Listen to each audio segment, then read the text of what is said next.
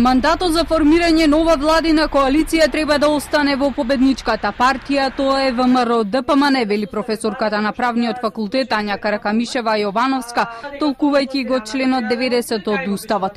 Професорката вели, иако членот 90 е недоречен и не предвидува што токму треба да се направи во ситуација откако истекол уставниот рок од 20 дена за состав на нова влада, смета дека нема поинакво толкување, освен тоа дека мандатот останува во рацете на партијата која освои најмногу гласови и има најмногу претенички места во собранието.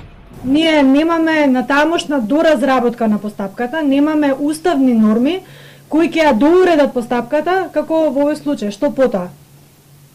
Сите тие уставни практики на кои што асоцираа експертиве и политичките партии се во ред доколку нели подготвуваме нов устав и пишуваме нови уставни норми, но во нашиот случај имаме само една уставна норма, член 90, која вели дека мандатот за состав на влада го добива мнозинство од онаа партија партија која што има мнозинство пратеници во собранието на Република Македонија.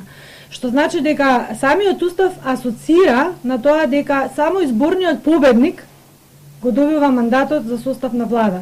Изборниот победник во случајов е ВМРО ДПМН и коалицијата за подобра Македонија и оттаму мандатот за состав на влада треба да остане во рацете на изборниот победник.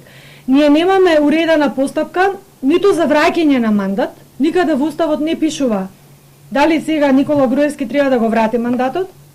Исто така не пишува што сега председателот на државата треба да стори.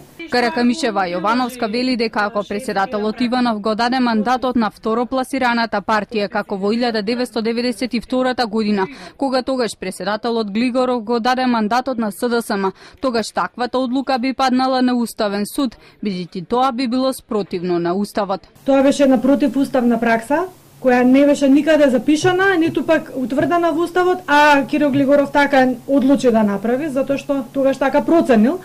Но таа уставна пракса не е задолжителна за сите идни случаи, па ниту за овој случај, бидејќи праксата не може да ја замени уставната норма.